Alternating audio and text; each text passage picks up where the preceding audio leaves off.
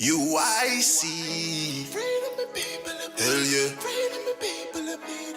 Yeah, yeah. Freedom the people of want. Freedom the people of need. Yeah, yeah.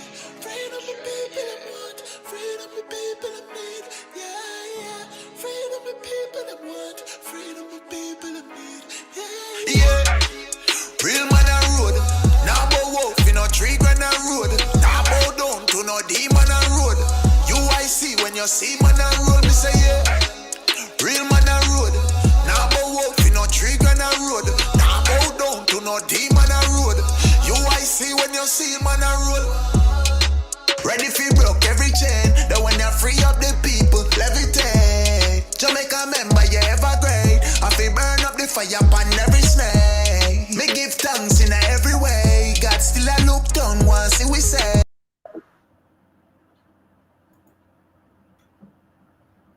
Hello and good evening. Welcome to another edition of UIC Liberty TV Live. This is Joseph Patterson, President of UIC Jamaica, and it is my pleasure to welcome you to yet again another program. Today we're going to be talking with some very important guests about the UIC JUMP program, which you've all been looking forward to. I'm looking forward to it as well. As much as I know about the program, I'm always excited to talk about the JUMP program. So let me just say welcome to all of you online. I know that there are many of you joining us from YouTube or Facebook or maybe even Instagram or Twitter.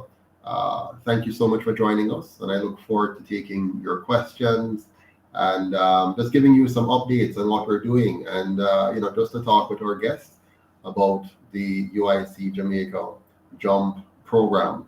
As you know, JUMP stands for Jamaica Upliftment Monetary Program, and each of those terms will be explained in due course today. You also know that the world is going through a lot of challenges. We have inflation, which is taking a big bite out of our income. We have stagnation in salaries. We have just about a whole array of problems that are affecting the world, and in particular, Jamaica has always been a fragile economy because of 78 years of bad governance. And so with me in studio here today, and by studio I mean virtually, we have hopefully three exciting guests. I know we have Mr. Keith Romans from Texas, who will be on. We have Mr. Owen Aljo, who's from Florida, who will be on. And we're expecting Rosemary King joining us from London. There might be others as well, but those are our three primary guests today. So let me begin by opening it up and bringing those gentlemen in so they can help me to welcome you. I see many of you online already chiming in our commentary box. I see JMH, I see Errol Grant, I see, what is that now? It looks like Charity something. I see Daniel Layton and others. Welcome to all of you.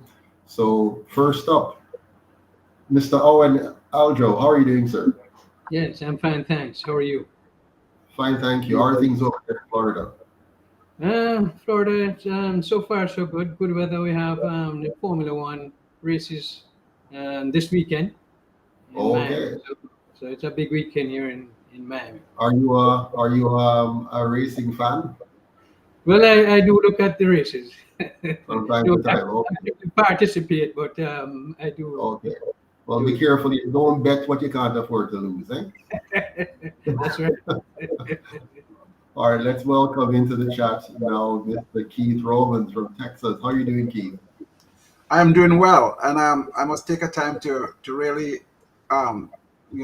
express my sincere thanks to all the nurses who are listening. I'm a nurse myself.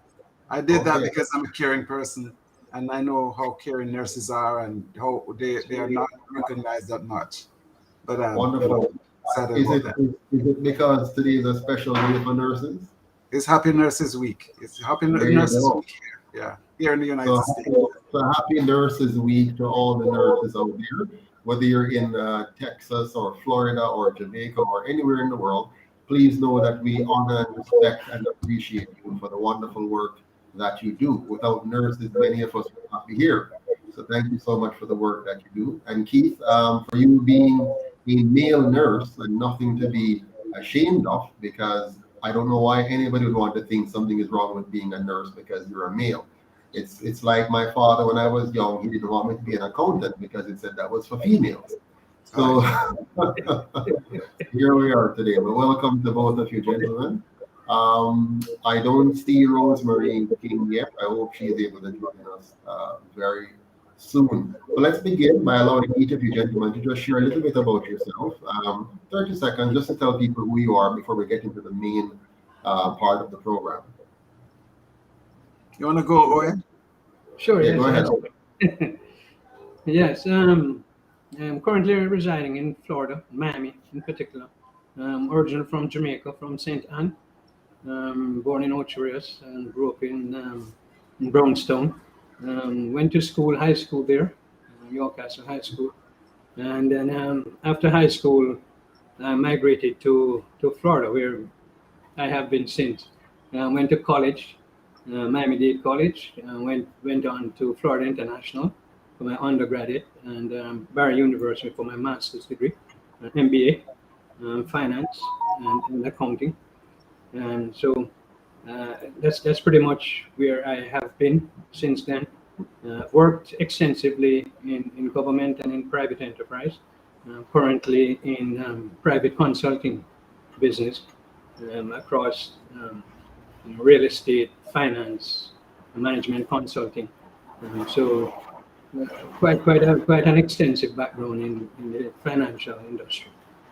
Wow. So we're very happy to have you on today, because you are among, well, you're one of the financial experts on this call. And I gather that you're a little younger than I am, so it means that you have more knowledge than me um, on the whole subject. So welcome again, Owen. Good to have you.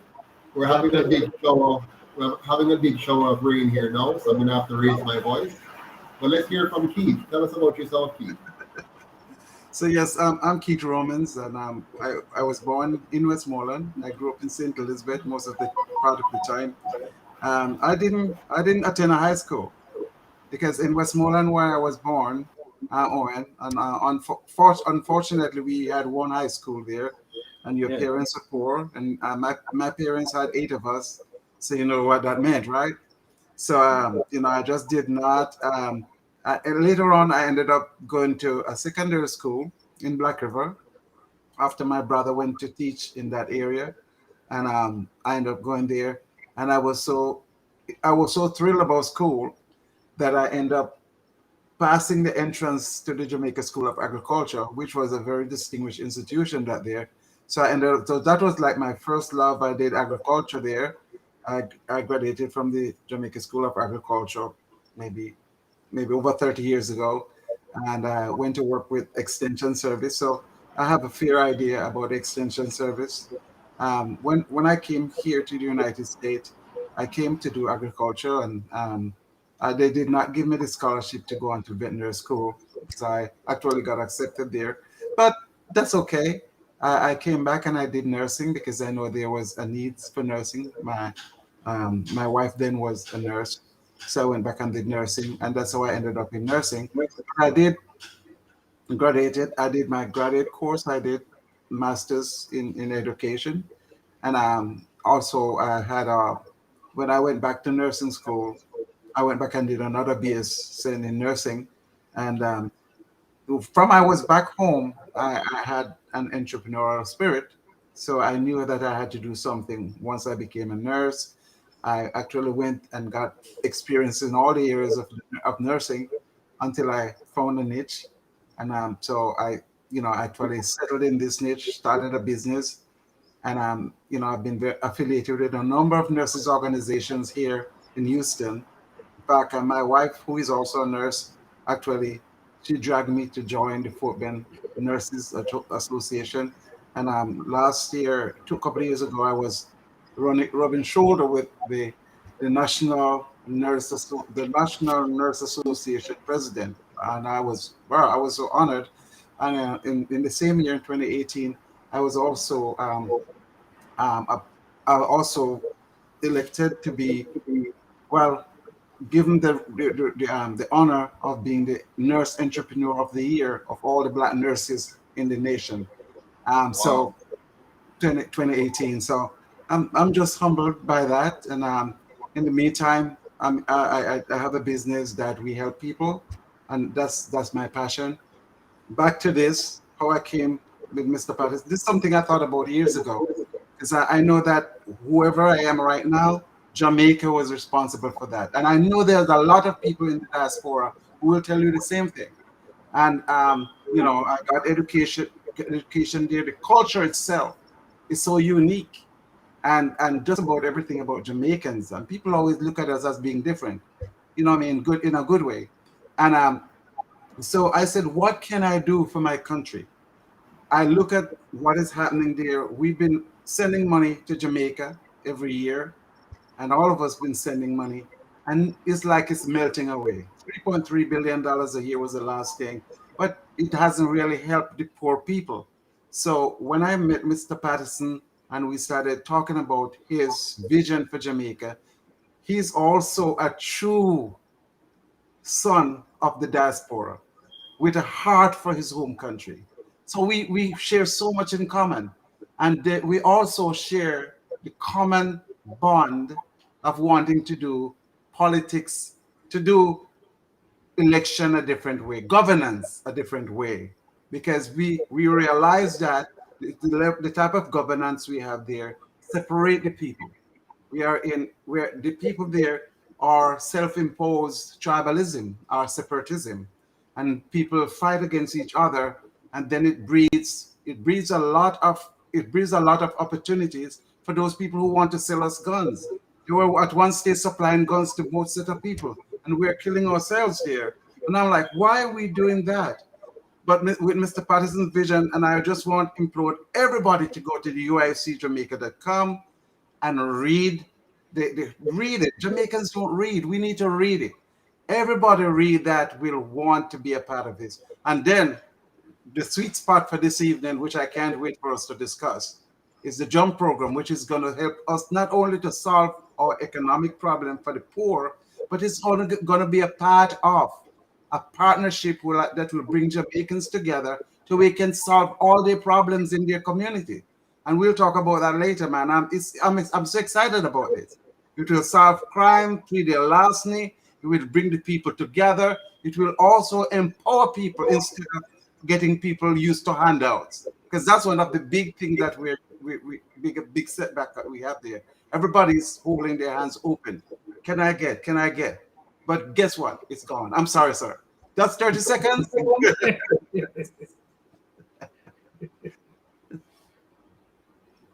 Yeah, you're muted. Muted. You're muted. I was saying it's a good thing you went after Mr. Aljo's, because if you didn't, he wouldn't have any time.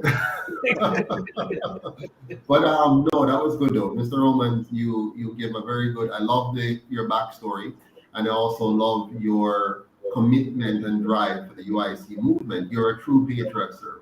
And I just want to give Owen a chance, because I think you have now indicated how you became a part of the UIC.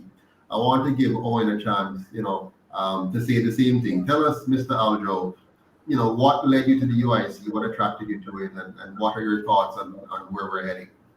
Right.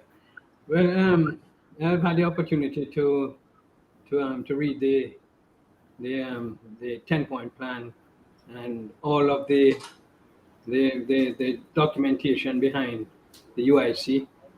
Familiarize myself with all of those documents. I'm truly impressed with all of the information that flowed. And when I looked at and compare what I was reading and what I was seeing compared to the other two organizations, it was like cheese to chop in Jamaican parlance, right? Yeah. So there is no doubt in my mind that this is an organization that I had to become a part of. Try to move this forward and expose it more to everyone in Jamaica, so they are a lot more familiar with the UIC, what they stand for, and what they can do for them, and what in turn they can do for Jamaica under the program that the UIC will be putting forward. Yeah, so it was an enlightened. Wonderful. And I understand, Mr. Aljo, that you are a member of the finance committee of the UIC. So you are a very important man because you're seeing behind the scenes. You see how our money comes and how our money goes. Right now, we're in the throes of an audit, trying to get our audit done. That was due, I think it was due back in April, but we had an extension to have it done by the end of this month. Thanks to the ECJ, they actually, I was surprised that they were kind enough to give us an extension. But as a person behind the scenes, seeing the finances, how do you feel about the UIC? I think the UIC is very transparent. I mean, everything is above board. We have all the checks and balances in place. So as we've gone through the transaction, some of the transaction today along with my brother, who is also on the finance committee, Gary. And so we really went through there with right. Trying to remember the name, but yes. So, but we got through. Williams, yeah, Naika Williams. Right, correct. Right. So Yes, we went through the whole process and validated some of the transactions, and everything was quite good. So we are impressed with that as well. So. Can I say something real quick, Mr. Patterson? Sure, go ahead, Mr. Romans. Go ahead. One of the things that I evaluated Mr. Patterson on, Mr. Owen, his authenticity and his standard. He started from the beginning and said no handout, and he also has a standard where sometimes he seems a little bit really heavy-handed, but that's how leaders are to be. Because if you don't do it that way, especially in Jamaica right now, if you don't do it that way, then people are going to take advantage. They're going to play games, and of course, myself being a CEO of a company and dealing with people, I know that you have to set boundaries and you have to set standards. And of course, as long as they're transparent and everybody can see, you can have the people doing their audits. And man, I like that authenticity, sir. Yes. Thank you so much, Mr. Romans. Speaking about authenticity, I see our very first treasurer is on the line, Mr. Craig McKenzie.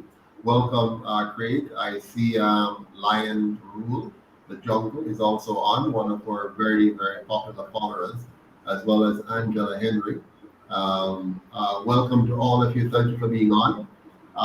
Again, everyone, the topic for this evening is JUMP, Jamaica Upliftment Monetary Program, which includes the Community Capital Club. We'll be talking about that now. Gentlemen, I'm going to excuse you from the front page for a few minutes while I do a presentation on the JUMP. Then I'll invite you all back in for a discussion at the end of it. Okay, so thanks again for your initial introduction, and see you in a few minutes, all right? Thank you. Okay. Okay, so we're now going to look at the JUMP program in a little bit more detail, still high level, introductory, but I want you to get a good feel for it so you can ask any questions you may have.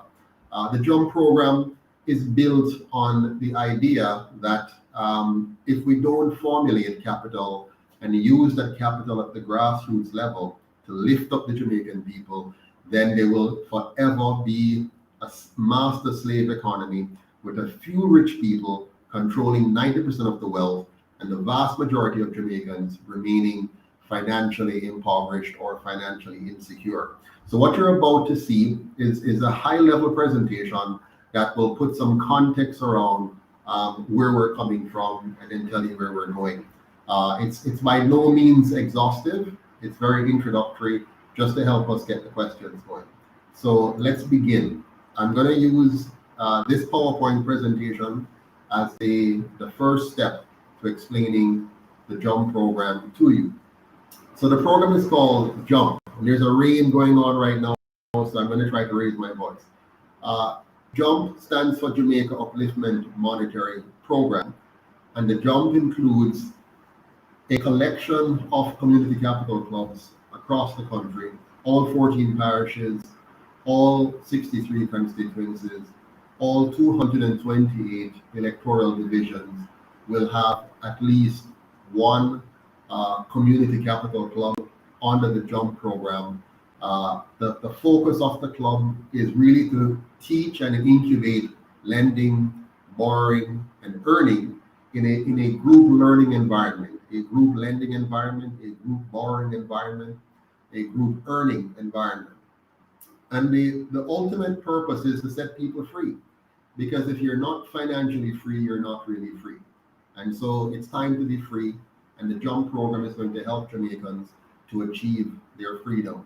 We all know that the UIC is a liberation movement. We want to free the Jamaican people from the clutches of the colonial masters, from the clutches of the PSOJ oligarchs, from the clutches of anyone or any group that wants to oppress and suppress the Jamaican people and to divide them and distract them while extracting their wealth. So it's very important that we have a program like this, which will bring financial independence to our people at the grassroots level. If we can grow the bottom of the economy, all those persons who are struggling financially, if we can help them to overcome the economic burden, the economic challenge that they've been placed under, then we can release the entire country and make Jamaica a prosperous nation overall.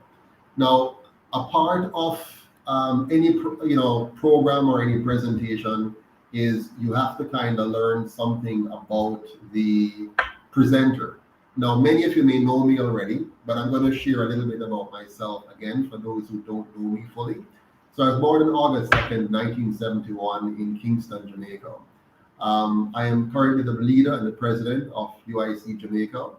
I've been married to the same lady, Charlotte Masada, for 27 years. We have 3 lovely young adult children. I have over 25 years experience in business, leadership, and finance. And I have worked with more than 120 different countries, impacting their own development in various ways. I've been involved in a lot of international development work. One of the latest being chairman of the board for Oil Credit International, which oversaw a portfolio in Jamaican terms, about $146 billion invested in more than 70 different countries, by accumulating some 25,000 different investors internationally, primarily coming from Europe, of course. Now, I have served in a number of capacities, from financial controller to director of finance, VP of finance, CFO, CEO, and chairman for a number of companies across different sectors: public sector, private sector, non-profit, NGOs. One of them being Yes Jamaica, where I'm the founder and president. Yes Jamaica focuses on helping young people to become entrepreneurs as a way of escaping the high unemployment rate and escaping poverty and escaping crime here in Jamaica.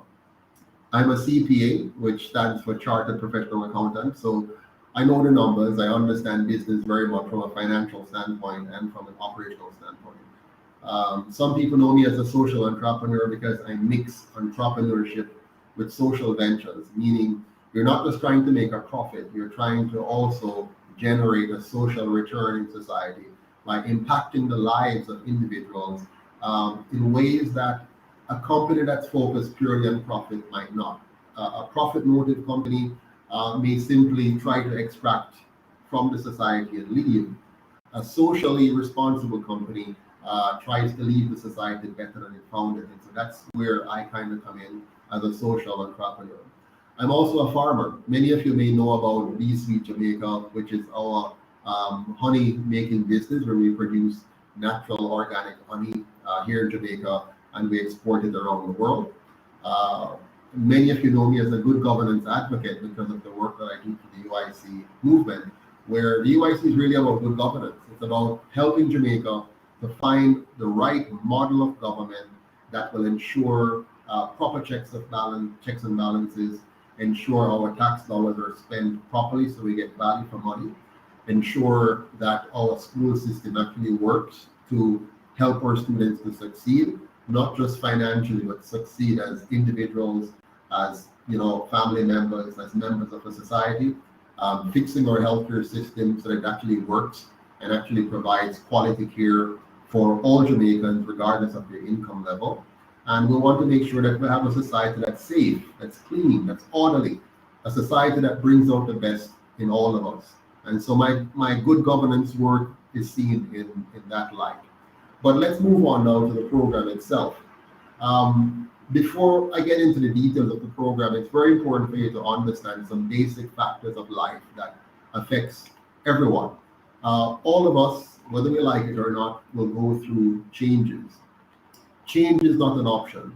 Change will happen whether you like it or not. We're born, we grow old, and we die. That's a cycle of change. You're going to, go through life whether you want to or not. You can't be a baby forever. You can't be a young adult forever. You can't be a senior forever. Your life will constantly change, and the key question is, are you prepared to deal with those changes? We can try to resist change, but we cannot stop change from happening. Technology is a big part of the change we're faced with today. In fact, we've always been faced with technological changes. It's been going on forever. From the moment that mankind existed on the earth, he has been going through changes, not just biological changes, but he has been changing the environment around him. He learned to walk, then he learned to ride a bike, then he learned to create a motorbike, he learned to sail, he learned to drive a car. We have flown in planes, we have sent rockets to space. We have learned to develop language, to talk to each other. Then we have developed technology to take advantage of radio waves to send our voices over very long distances. We developed technology to be able to send pictures, motion pictures, long distances in the form of movies and sitcoms. We developed landline technologies for phone call. Then we emerged into cell phones, then into smartphones. We not only learned to read, but we learned to read and create newspapers and create internet where we can surf, to send text messages and email messages, creating blogs. Now we have social media, Twitter, WhatsApp. We learned to play football and soccer and rugby and track and field, and eventually to board games and video games and phone games. And now we have all of these changes that are transforming our lives. Now, Jamaica, while we use all of these technologies, our politics and our economics have remained pretty dormant, and I'll tell you why in a bit. But this has hurt us tremendously. While the world is changing very fast and dramatically, we in Jamaica, in some key areas of development, have remained very stagnant, particularly in our schooling system. Our education system is very, very outdated. It is leaving many of our children, our families, and a big sector of our economy behind because we're failing to change with the times effectively. AI, which stands for artificial intelligence and robotics, rule the day today. If you're not using AI in your country, in your economy, you're behind. If you're not using robotics, you're behind. It means that you won't be able to compete with the rest of the world effectively in terms of exporting. Jamaica has relied heavily on tourism because it's a heavy service sector. We have not developed the brains of our people, the intellect of our people, the knowledge capacity of our people.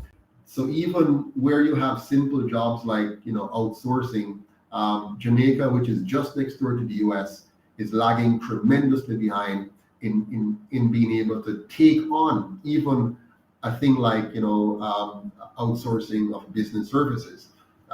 You have countries like India, which is much further away from the US, and because of the technology, they're able to take jobs that could have been here in Jamaica because we have not developed the brains of our people effectively. Back in the days of slavery, what was important was your muscles, your ability to pull and to cut and to carry heavy load. Today, brains is more important than brawn. And unfortunately, we still have a deficit of brain development here in Jamaica. This doesn't apply to every Jamaican because you're always going to have anomalies. You're always going to have people who step out of the box, if you will. I was one of those. So even though I was a failure in the early part of the education system, very soon by the midpoint, I figured out how to step out of the box. One of the way I did that was instead of depending on my teachers to teach me, I decided to learn to teach myself. So I went to Piccadilly Road, bought my syllabuses, set my timetables. For example, I passed physics and math and stuff, a year or two earlier than the other students in the school because I set my own pace. I was not being driven by the system anymore. I was being driven by my own desire to succeed and to achieve. So society has changed a lot. We have two gentlemen here on this call who are a bit older than me, so they've seen a different world that I have seen in recent times. But one thing is sure, job security is becoming less and less. Benefits are becoming less and less. Here in Jamaica, you have a very big contract market where employers are no longer taking you on as an employee. They're putting you on contract, no benefits, and so on. Now, we can try to fight that. We can try to fight it and say, let's get the government to change the rules. But all it's going to do is shift more and more jobs overseas because we're shifting into a new kind of work mode now where less people are going to be in the offices. More people are going to be kind of freelance workers working for many different companies as opposed to working for one company from cradle to grave. That kind of existence is fast disappearing. So the pension plans, we move from something we used to call defined benefits, where you join a company and they have a pension plan, it's defined, and it says when you work for us for 20, 30 years, we're going to give you this defined benefit that's going to make sure you are fully protected and covered financially for the rest of your life. That's gone. There's still a few hanging on in like the public sector and so on, but for the most part, those kind of pensions are gone. Now they have what is called defined contribution, where the company just puts some money in, you put some money in, and then it's up to you how that money is managed, which is difficult because for the most part, you are not skilled enough. You weren't trained effectively by your government in your government school to know how to be an effective investor. So you are now being faced with, and many of you know what I'm talking about if you have worked for the last 20 years, you now are faced with managing a portfolio. Many of you just put the money into these funds, whether it's the 401k in the US or the RRSP in Canada or the nothing here in Jamaica. You just put some money in and you hope for the best for the most part. I might talk about a balanced fund or so on. But the truth is, you're blind. You don't understand how to invest effectively. Most people don't. You don't understand investing. You don't understand markets. You don't understand the analysis necessary. And so you're out in the cold because the education system did not prepare you for it. So in a sense, you're like the horse. The horse for generation was one of the key ways in which man was able to move around. Yes, he used to walk and run, and he eventually discovered using the horse.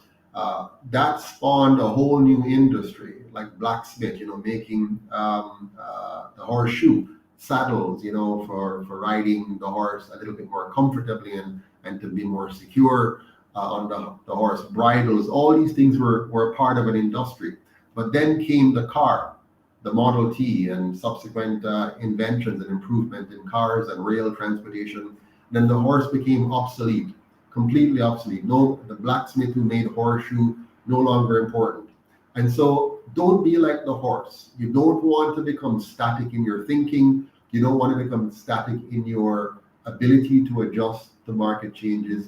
So this JUMP program has a lot to do with educating you how to respond to market changes. So let's be open to change. Artificial intelligence and robotics mean there will be less jobs, less of the kind of jobs that you and I and your parents and grandparents were used to. Those jobs are going to decline, or the shape in which they are formed will be very different. For example, you will not have a regular full-time job. You'll now be working 6 or 7 different customers in maybe the space that you're in.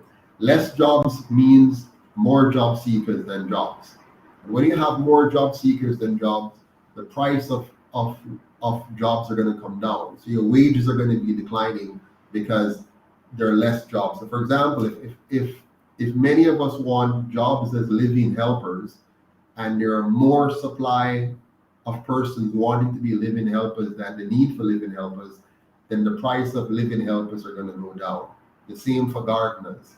You know, if you're on a street, let's say in Santa Cruz, and there are 3 or 4 persons selling on the street, they'll be able to get good business. If that number increases tremendously, and now you have a lot of people selling on the streets, then business will become harder because the same customers served are being served by a lot more. So you have to be prepared to change your mind about it and recognizing the need of us using technology in ways that we have not been trained in school to do. So you have to become a business. Even if you're an employee today, I want to encourage you to become an entrepreneur in your thinking. Start thinking like an entrepreneur. Drop the idea of being simply an employee, even if you are an employee. Get that employee mindset out of your mind and start looking at how do I, as an employee, become more entrepreneurial in my thinking that I'll make myself less vulnerable and more in demand by not just my current employer, but by other employers, and also make myself flexible so that maybe I can work for even more than one employers from home and so on. We almost become entrepreneurs again. And I use the word again because in the past, before this model of economy, the economy we had many, many years ago in history was every family was an entrepreneurial unit, an economic unit where mother and father and the kids were involved in a economic enterprise. They were working as a team. In most cases, they had a little plot of land that they were farming. Then they specialized in certain skill. Maybe the dad was let's say a blacksmith. Maybe the mother was a seamstress or dressmaker, or she maybe made cloth. Whatever it is, they had a family enterprise, and so they were not locked into an employment setting where they had one customer, and if they lost the one customer, their lives were completely destroyed and they were at the mercy of the banks and so on. That wasn't the case in the past. Today, we have been cultured to no longer be an entrepreneurial, but to become employee mindset. And nothing is wrong, remember, with being an employee. I'm just saying you need to fix that mindset because it can destroy you, and it has destroyed a lot of people. So you want to have multiple customers if possible and not just one. That's not easy if you're a full-time employee, but it's time for you to start thinking outside of that box. And the JUMP program will help you to do that with our training program. You want to also shift your attitude from, I have found in my experience, many Jamaicans believe they get paid for showing up at work. They show up to work, and because they were there for 8 hours, they deserve to be paid. I want you to shift that mindset to value-driven mindset, trading value for value. That's how you're going to be very effective in this new model of the economy. You need to focus on what value am I able to bring to the marketplace? How valuable is what I'm doing to the marketplace? Do I add value to people's lives? For example, if you're in the music business, if people do not like your music, then you're not adding value, right? If they like your music, for them, it is value. To me, I may not like your music, but if other people like it, then you have found your market, you have found your niche, right? A carpenter, if you're getting less and less customers because the quality of your furniture is not keeping up with other furniture makers, then you're not adding enough value to society. If you're a programmer, are you designing programs that transform people's lives like Facebook did or like Twitter has done? So focus on the value that you're offering to society and not the job. Don't come asking people for a job. Tell people what value you can offer them, what value you can give them in exchange for their money, and your life will be improved. The more we focus on trading value for value, is the richer our society is. Just imagine if every single one of us, all 2 million or so of us who are in the workforce today, were value driven and we're offering value. Jamaica's economy would just go through the roof.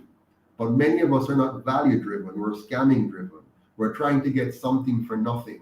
And because we're trying to get something for nothing, we don't add value, and then people can't add value back to us. And the value of Jamaica remains low. Now, of course, this is coming from the top down. If the top is very corrupt, then of course this corruption trickles down. And that's where the UIC comes in, because My mission and vision, and that of the UIC, is to make Jamaica a values-driven country again, where people do good workmanship, where people really make a difference in a positive way in people's lives. And that is why politics matters. If you don't have a good political system, it can destroy the integrity and morality of a nation and bring it down to ashes.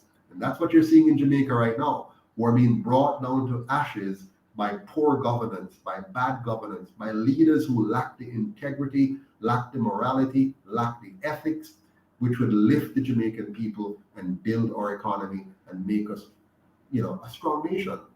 So again, let's get rid of the employee mindset and shift to the entrepreneur mindset, because the entrepreneur mindset, believe it or not, is less risky. I know you're told that being an employee is less risky than being an entrepreneur. That's not true. Entrepreneurs are bright people, smart people who understand markets, understand customers, understand building strong relationships, understand giving value for value, and they're therefore in a better position to bounce back from any form of economic shock. Employees, on the other hand, become dependent persons who, and don't get me wrong, I'm not bashing employees, I'm talking about the employee mindset. You can be an employee and have an entrepreneur mindset. If you have the employee mindset, it makes you weak and dependent on one single customer. And when that customer lets you go, you're in a very vulnerable position. But if you have an entrepreneur mindset, you're prepared to deal with any eventuality. So I want to talk to you quickly about the dynamics of the wealth situation in Jamaica and around the world. In almost every country in the world, 10% controls 90% of the wealth. It's not unique to Jamaica. It's a system of monetary corruption, through our banking system, through our education system, through our political system, which concentrates wealth in the hands of a few. It's by design.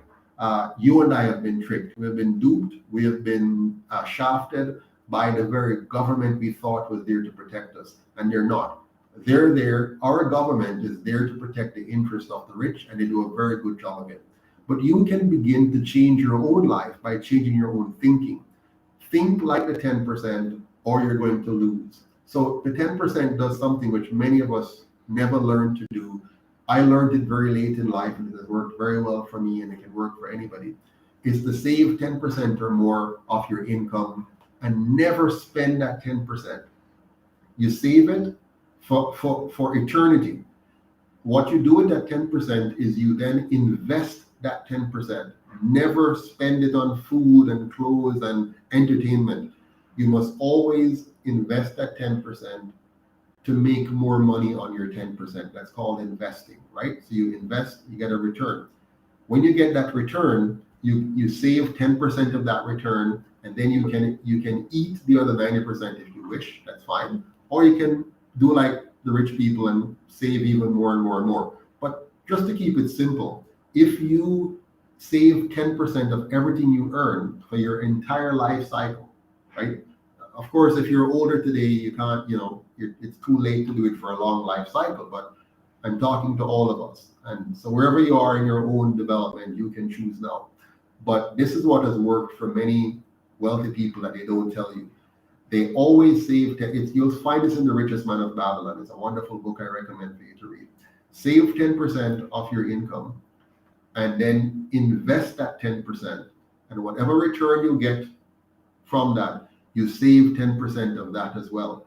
At a minimum, you can save 20 if you want, or 30 if you want, whatever works for you. But at a minimum, save 10%. Now, another thing that rich people do, or people who want to become rich or wealthy do, that poor people do not do, they buy more assets than liabilities. And what do I mean by that? An asset is anything that puts money into your pocket. A liability is anything that takes money out of your pocket.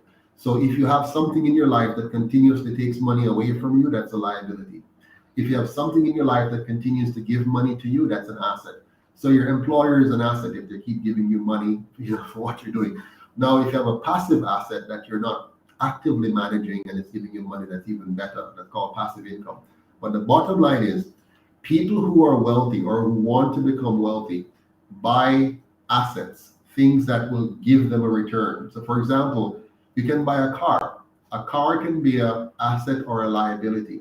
If your car is helping you to make an income, it's an asset. If your car is there, maybe it's a nice car, maybe, for example, I see some young people buying a Benz or a really expensive car. So the maintenance is very high, the insurance is very high.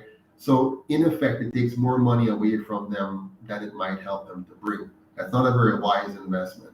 A smarter young person may buy a vehicle that doesn't look, if you see the vehicle I drive, I drive this little piece of, La Festa, and you're like, my God, what is Mr. Patterson doing with that? Well, that vehicle cost me nothing. In fact, I never borrowed any money to buy it. It cost me very little to maintain it. It does very well with gas. So I save more money driving a vehicle that you think I shouldn't be driving than if I were to buy a more expensive vehicle that you might like to see me in, but it's taking more money out of my pocket. Warren Buffett, one of the richest men in the world, he drove the same car for about 25 years. He lived in the same little house, even though he got millions of dollars. He lived in the same house all his life. I'm not telling you need to do that. If you have earned enough money and you want to buy something bigger and better, that's your right, it's your choice. But I'm just saying, please think about your financial decisions differently from the way that you might have been taught by watching your parents or by watching your neighbors or your friends. It's about time you start focusing on buying assets, things that will add value to your lives, and liabilities that's going to take value away from you. These are lessons you're going to learn in the JUMP program, and much more than this. I'm just giving you a bit of a taste as to how the JUMP program is going to work. Rich people also borrow to invest. And when I say rich people, I don't mean people who are filthy rich only. Even you, if you're trying to become wealthy, if you're trying to become financially independent, you're trying to become financially secure, you're going to borrow to invest, never to consume. Poor people tend to borrow to consume. They put a burger, they put Kentucky, they put a piece of furniture on their credit card if they have one, or on a credit plan. So what they end up doing is spending far more on that piece of furniture or that piece of food than they otherwise would, because now they're paying interest, and sometimes exorbitant interest on this expenditure. So again, rich people or people who want to be rich and wealthy and healthy borrow to invest. Poor people or people who want to look rich borrow to consume. So they borrow to buy a house that's bigger than they want. Take, for example, many returning residents to Jamaica. They're returning, they're coming back here in their 60s. And guess what they do? They build a very, very big house, 10, 15 bedrooms, all with their own bathrooms, beautiful tiles, wonderful chandeliers, very, very expensive. Now that's very unwise, right? Because now they have to maintain this very big house. They have now locked up significant capital in this house. What if they bought a house that's well suited for their size? You don't have the family anymore, 5 kids or 4 kids or 3 kids. It's just the two of you and your wife now. Why do you need such a big house? Why not buy a smaller home that is very comfortable, very relaxing, meets all of your needs? It has the one beautiful bedroom you need, lovely bathroom, lovely kitchen, nice patio, whatever. You can have a lovely home that is a bungalow. It doesn't have to be several stairs up. You're getting it old and it's difficult to walk up all those stairs. You could have been smarter and built a reasonable sized home and invest the difference in something that's going to bring you an income. So when you come here, you can actually live here. I know I'm giving you some free information here, but this is the kind of thinking that the JUMP program is going to lead many persons to take. It's very important that you understand money, you understand law, and you understand politics. I'm not saying you need to get a law degree or a political science degree, no, or an economics degree. If you're going to manage life and money effectively, you need to have a certain understanding of money, of law, and politics.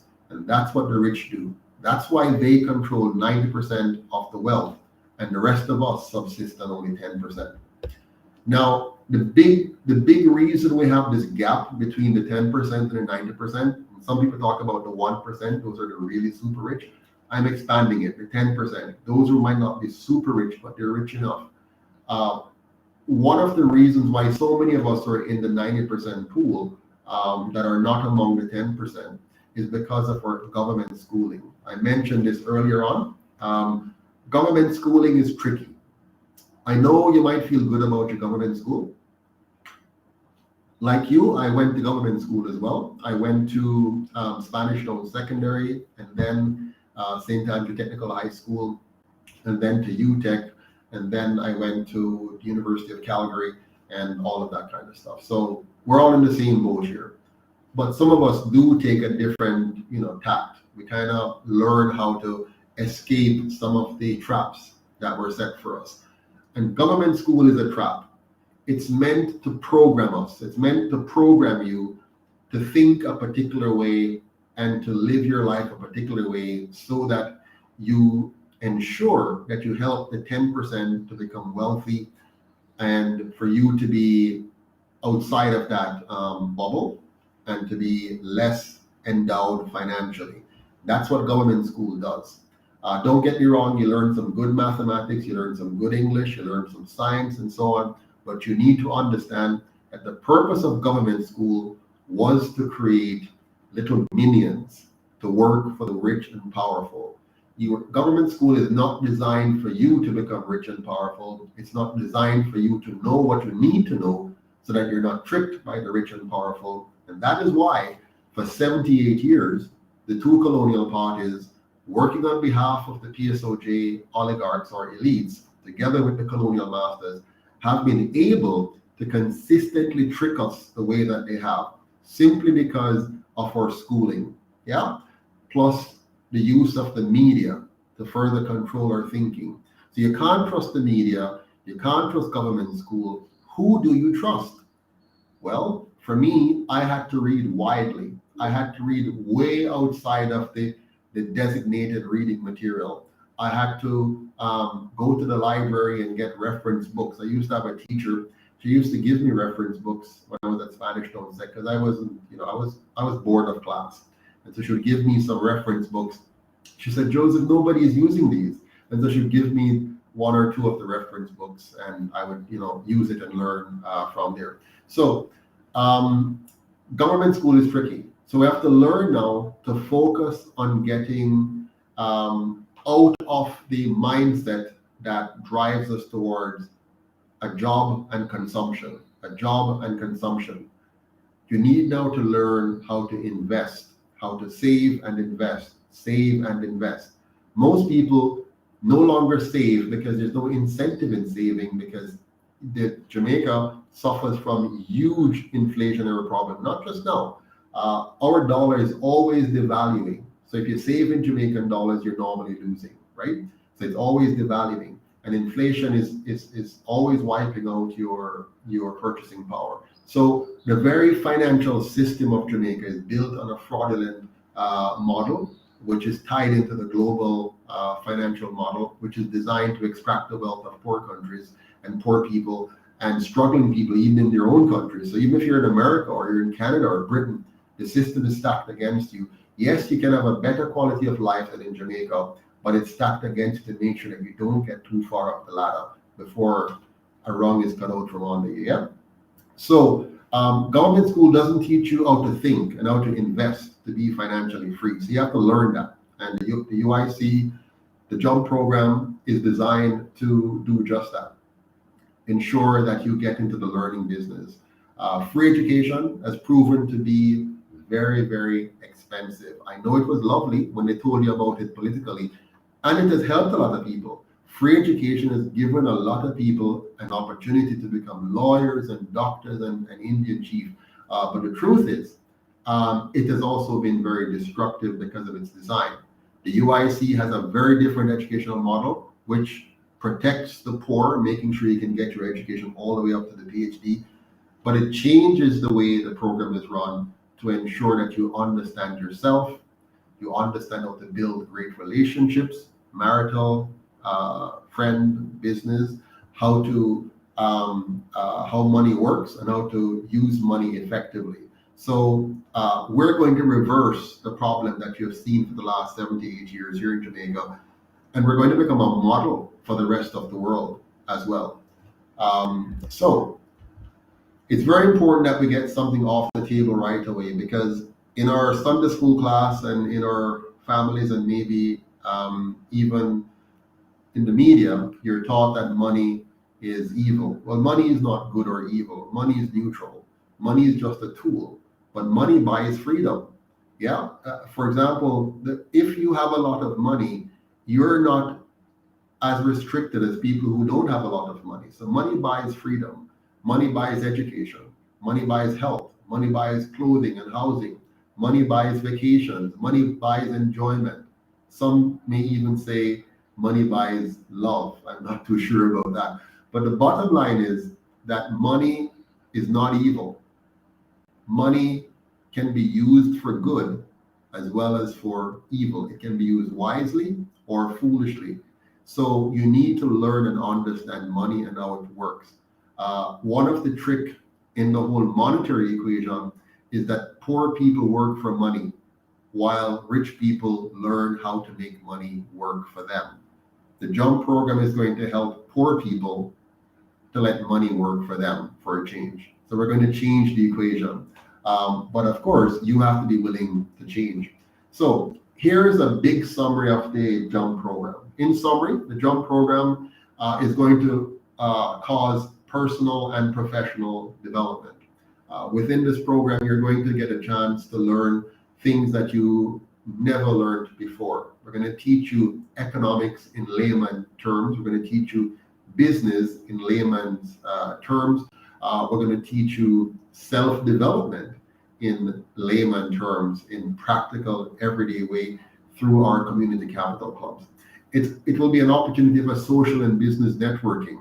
So you're talking about networking locally and networking with brilliant Jamaicans overseas as we get together in our clubs, in our different communities, right? It's going to be a club like none other, because it's going to be very practical and very focused on results.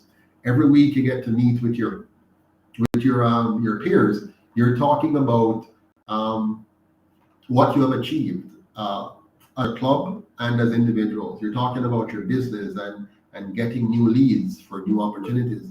If you're in the job market, you're getting access and opportunities to new jobs that are coming up. We're going to build our own structure of lifting our people out of the. So when you join a club, you're stepping out of whatever it is you're in right now and into a very new environment of creating wealth that is both collective and individual. Yeah. So there will be a financial return as well as a social return. How do you define those? Financial return is what you get back in terms of money, and social returns is the impact you have on society, how you have lifted up others because of your engagement in this transformative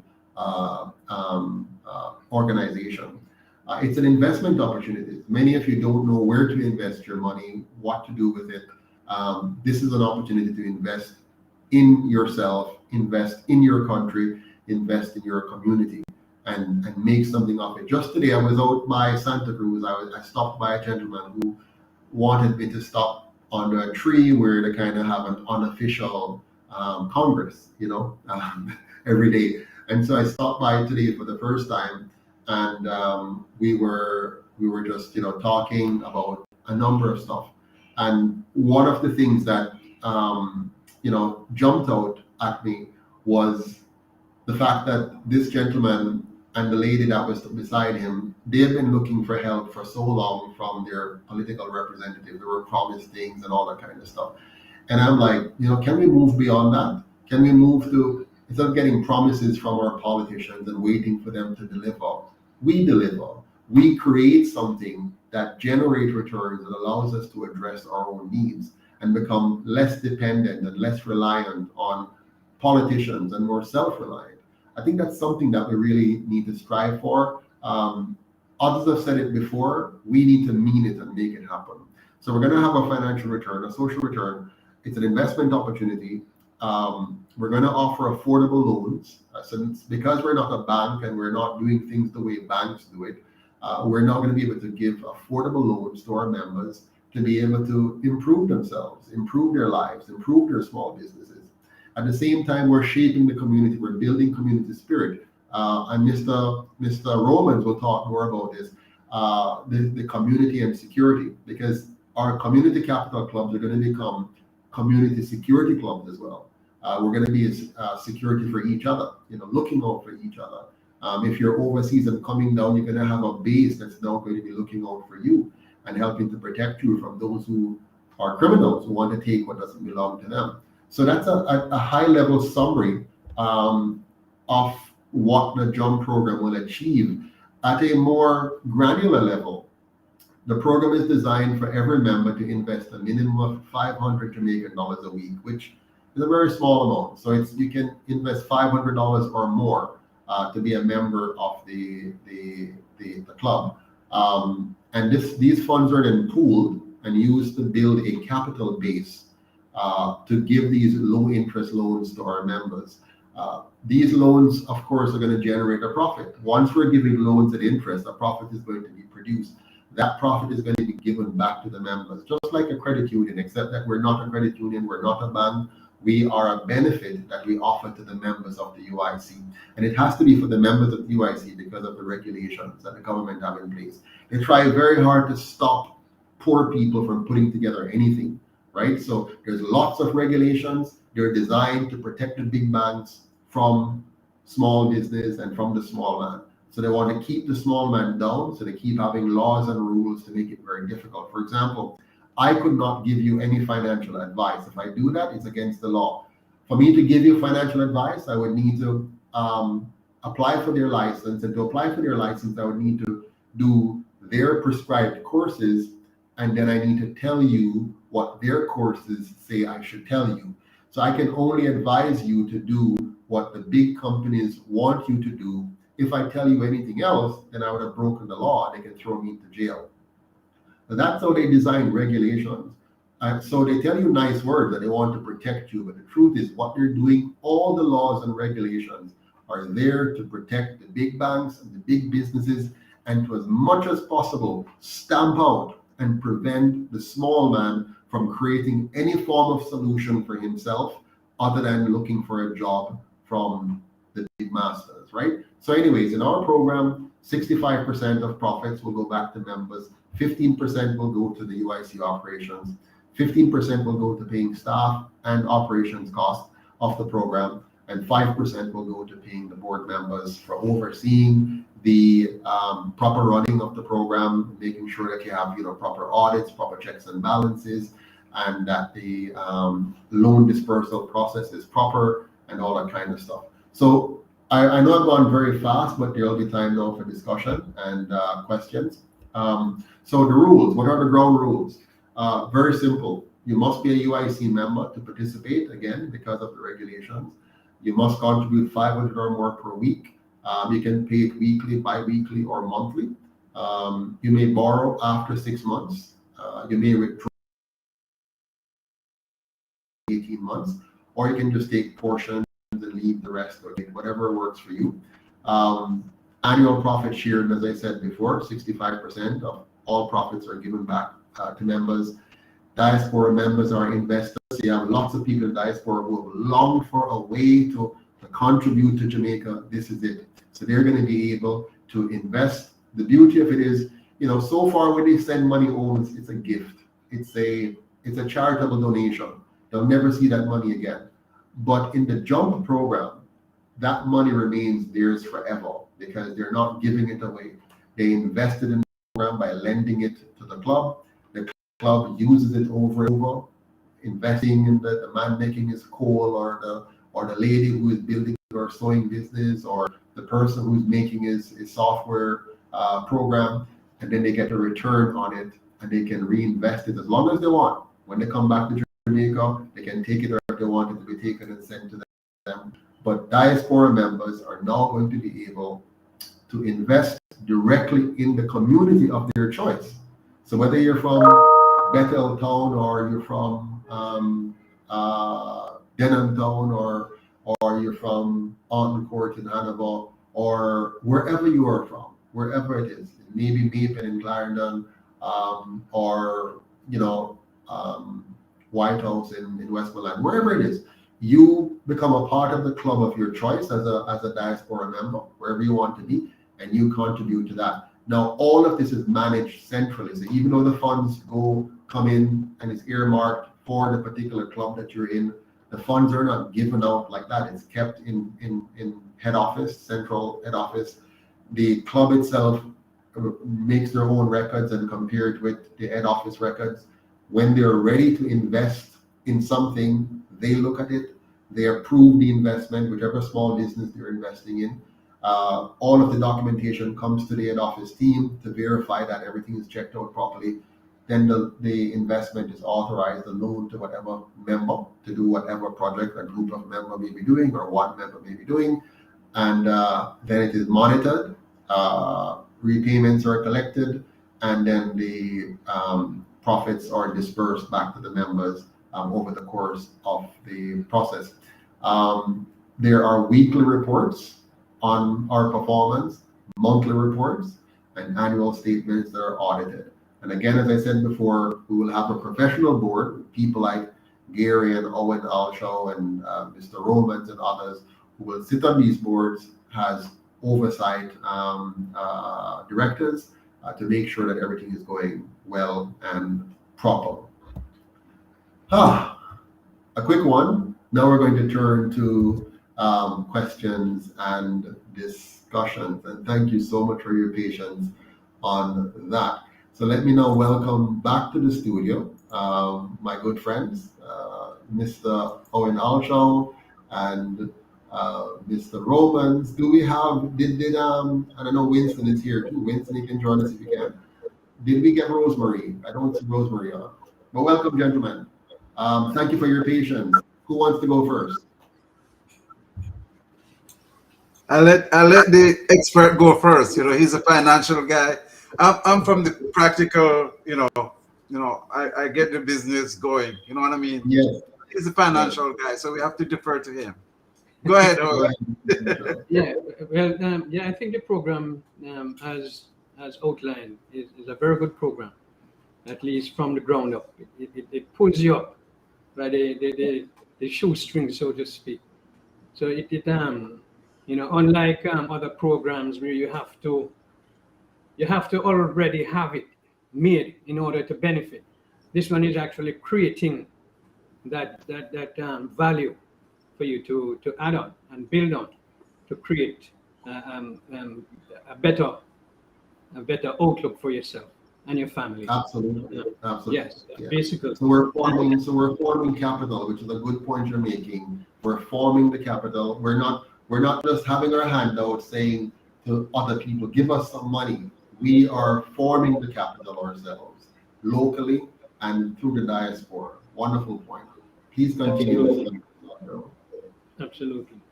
And in adding to the point you're making about value, very, very critically important, because that is what changes society. It's a value that you add to it. Otherwise, you can take away, you can degrade it, by different type of business. It can affect your environment. So it affects the environment and it actually degrades your quality of life.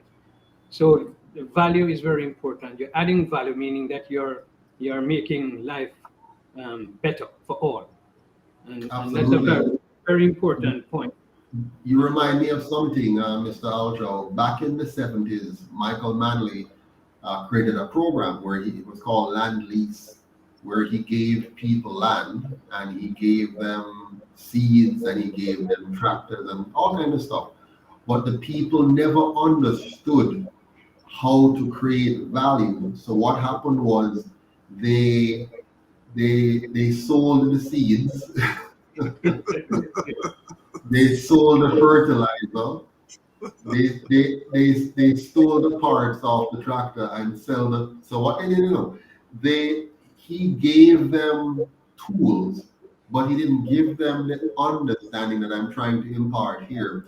And so the people found the quickest way to make up money.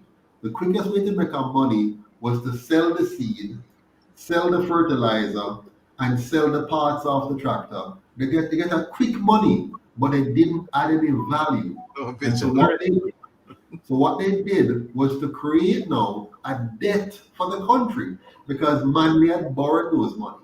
So he Right. borrowed the money, they then destroyed the asset. Yeah? They never build any value, they never plant nothing, they never use the fertilizer, they never use so all of that dissipated and the country now was left with a debt. Now that's destructive. The UIC's approach is we're not going to put money in people's hands, so we're going to give them knowledge, understanding, guidance, and help them to use their own money. Combine that with other people's money, right? From the diaspora, for example. So let's say a local club generated from themselves $5 million. And from the diaspora, they get another $10 million. Now they have $15 million in the fund. And they use that $50 billion now to spawn 5 or 6 very successful local businesses, which hired 3, 5, 10, 15, 20 persons that are exporting quality packaged products, for example, to the Florida market or to the Texas market. And that now becomes a sustainable development as opposed to the handout kind of thing, which leads them nowhere but having money to buy imported goods. Absolutely right. Yes, yes. Yeah, Yes, we have yes. to move That's away from genius, the import. genius. Go We ahead. have to move away from the imports and underpinning that the foundation of building the business is a business plan. Yes, Business plan is very critical, and that you need to look at the various components of it and clearly define what you want to do, what you intend to do, where you intend to go, how you intend to reach your goals, and of course you need your projections of financial part, absolutely. to take you there. So all of those are important factors underpinning the whole jump program. Absolutely. One of the things we're going to be doing in the program is during our weekly meetings, for example, persons will learn how to make a business plan. And by that I mean a practical business plan, not the highfalutin one you see in the textbook, a plan that works on the ground level, an Correct. operational plan, right? Correct. Not one to impress the bank to get a loan, Right. but to help you to succeed. They're also going to learn the basics of accounting, how to ensure that you have accounted for your revenues properly, your expenses properly, your cost drivers, so you can do your pricing properly, you can adjust for foreign exchange impacts, how to ensure that you have a proper balance sheet to show your assets versus your liability and what is your equity that you're developing in the business by virtue of the value that you're imparting. You're also going to learn product design, how to design a product based on market specifications and all that kind of stuff. So we really want to move away from the poor quality and doing shoddy work to now going to high level, be on par with the Chinese, the Japanese, the American. I met a young man the other day, he's in Clarendon, he's doing beekeeping like myself. He's about 31 years old. And he's an actuarial graduate. He graduated from UWI with an actuarial science degree. And he is just so spot on with he's articulate. He is very focused on quality in his design. So he has figured out all the how to put a proper cap on his thing to prevent the rain from damaging the comb on the inside of the hives. He has a proper trap in the front to catch the pollen, so he can then harvest that for sale as part of his product line.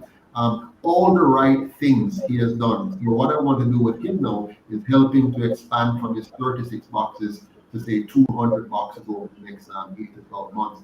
And so he now becomes a major producer, similar to myself here in St. Elizabeth. And this can add to Jamaica's honey production and the output next month. Those are the kinds of projects the JUMP program is going to help to spawn in Jamaica and make us independent of politicians, independent of our colonial masters, and become financially independent as individuals, as communities, and as a country. Absolutely. Thank you, Mr. Patterson. I'm so impressed with that, sir. And one of the things, as you mentioned about cleanliness, that was one of the things that drew me to you, because I'm very particular about my environment. And one of the things is whenever I go to certain places, like here in the United States, that is owned by our home folks or people from Africa, there's always that culture of, we call it chaka chaka. And I think you guys understand. But we can teach people, and that's one of the things I'm going to encourage the JUMP program to teach stress clearly. Because if you know that you have a business that is under this program, and you take pride in the way that this business expand, and I mean, you get more customers. I mean, you'll attract people who look at you and say, man, this guy look like he really means doing a good business. So I just want to touch on that, Mr. Patterson. They say that great minds think alike, but fools seldom differ, right? And that's one of the things that attracted me to you when you talk about cleanliness, because I went to Toronto some years ago, and I was amazed to see how clean the place was. And I said, oh, he's coming from Canada, so he knows where cleanliness is, right? So what I'm saying is that, and these are things that they can build in the JUMP program. Also, the other thing that they can build in the JUMP program is marketing. I was so stunned the other day when I heard that maybe 80% of the products that are in the hotels here are imported, and they're not even good quality either. You know what I mean? So what I'm saying is how I know the JUMP program will help to scale people to work together. Like in St. Elizabeth, they might want to plant Scotch bonnet. A group of people might come together and rent 4 or 5 acres, and they all sectionize it and do this Scotch bonnet. And then guess what? They all market it together. You know what I mean? And this is just an idea. And of course, Jamaica is so diverse. You have St. Elizabeth. St. Elizabeth is just the gem of fruit baskets. We have everything here. We have everything. We have everything here. You know what I mean? No, I like the point you made earlier, though, Mr. Roman. This is very important. We in Jamaica have declined when it comes on to cleanliness. I remember as a boy growing up, how proud we were of being clean. Yes. But over time, and this is by leadership, our leaders have led us to become dirty and nasty. For example, in my community here, you hardly ever have a garbage truck. No trash pickup. So what the UIC is going to do, what we're going to do when we form the government, we're going to make sure every inch of Jamaica looks like a tourist destination. Right. And there's not much to it, We're talking about just simply making sure you have a decent sidewalk, making sure that you have lighting, properly planted, properly lighting, of course, and solar lighting. You put up solar lighting, it cuts our electricity bill, and we have solar lights around the country. Okay. We're going to make sure we have proper grass and proper flowers along the way. Just clean up the place, neat up the place, and make the whole place look like a place that you want. Presentable, man. Presentable. This is going to change even the minds of the people. Exactly. I think somebody says cleanliness is next to godliness. Exactly. Yeah. And we have a whole heap of Christians in Jamaica, whole heap of church in Jamaica. So let us demonstrate some godliness by becoming clean. But let us not forget, our cleanliness is driven by our leaders, believe it or not. I know people nasty. No. What has been going on is over years of neglect. If your leaders don't show that they care, if your leaders don't design programs to keep the nation clean, it will not decimate, it will not, go out into the wider society. You understand? So the UIC is going to change it. Now, on your point of marketing, this is key. This is very key. We have to market our products better, but the way to do that is by having an educated nation that can produce quality. If you don't educate your people to produce quality, then you're not going to be able to compete on the world stage. And it's just that, plain and simple. Nothing else will work. But thank you. Continue, Mr. Rollins. So the other thing that I'm recommending very, very, very, very, very strongly, and I think it will work, is the ability of us to watch each other's back. Welcome, Winston. Sorry. Sir Winston.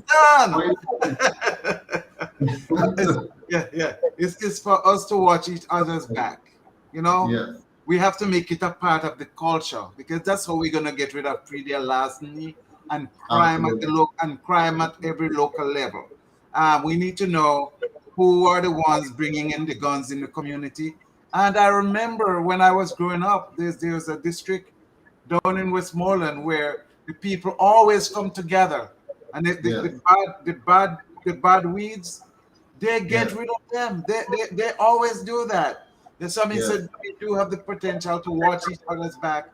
They have the you know what I mean, you know that you have the group of people growing, I mean doing the community capital club. We have to start right there in the capital club to make them Yes. know that this is a part of what this is about. It's not only economics, but it is also security. That's the security that Absolutely. I Let me really. expand on that for you. Go Let me ahead, go ahead. expand on that for you, Mr. Romans, because I want our listeners or viewers to get it clear. What we're talking about is our community capital clubs are going to be community watches.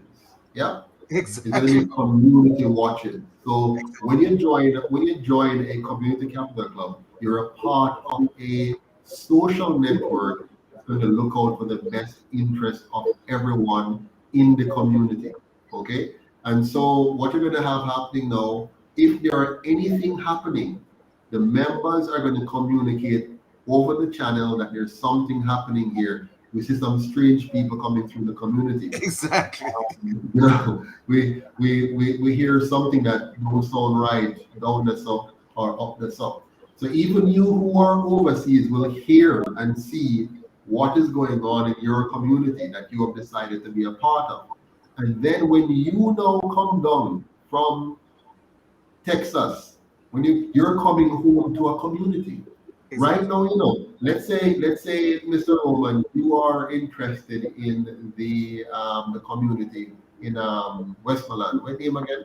Go on there. Better Bethel talk. Town. So let's Yeah. say you're interested in a Bethel Town. Right now, you have no strong connection with the community of Bethel Town. You may know one person or two persons because Jamaica has become very anti-social over the years. Right, right. We're no longer together as we used to be. Now, what the Capital Club is going to do, you are now attending Mr. Roman's weekly meetings as you're available. You're attending your weekly meetings. You're a part of the infrastructure that's bringing in funds to the club, Right. right? You're a part of the infrastructure that decides on what investment the club is going to approve, right? You're a part of the learning ecosystem of the club. You're a part of the security concerns of the club. You're a part of the civic engagement of the club. And now, when you're coming down on your vacation, you just let the club know, Samir, come. The club is aware of your coming. Wherever you're going to stay is secure. You're picked up from the airport. Everything is done. And then you enjoy yourself. And then you report to your friends in Texas, boy, what a wonderful, it's a good thing he's a part of this club. You know, it was such an adorable experience. And guess what now? All of your friend them in Texas, one Jamaicans, want to join your club. Absolutely. As a matter Yeah, of fact, I'm supposed to be meeting with 3 different heavy eating groups this here in Houston in the yeah, next month or so. And that is one of the major things because most of these people, when you talk to them, they talk about the major concern. And I know, oh, and you hear that all the time with Jamaica is crime and violence, crime and violence, crime and violence. It's like the big thing. No, I'm going to tell them, guys, listen, you can do something about it. And they're going to say, what? We can't do anything about it. I remember about 4 months ago, I was watching a Zoom of Jamaican diaspora and they were so desperate and so hopeless because they said, what is happening in Jamaica? We can't control it, whatever, whatever, because they're depending on the government. Okay. yes, Now yes. I'm going to tell these people this is an opportunity for you guys to do something about it. Join this UIC community clubs, get attached to a community club. If you do not, if you don't want to become an investor, why don't you? We have $3.3 billion going US dollars going to Jamaica every year that melt away. Who knows where it go, right? Yes. What you need to do? Okay, let's take 1/3 of that. That would be great, and invest it in a community capital club. 1/3. You know, Absolutely. because this is a strategic investment, and this is now going to add security to us, because the clubs that you adopt now can become the ones to spread, to be educated, to kind of learn how to secure their respective community. But not only that, there's another thing that came to my mind, Mr. Patterson, and I've mentioned this one thing before. There are many of people here who can adopt people here in Jamaica. So, for example, I have my sister there, and if I'm sending her money, I can say, listen, I want to send some money to you, but I want you to join a community capital club there. This is only, it's 500 Jamaican dollars a week, which amount to $13 something US dollars a month. Say $15 a month, $15 from what I'm giving you to join the community capital club. Put that in there as your contribution, because it's going to be an investment in the long run anyway. You see what I'm talking about?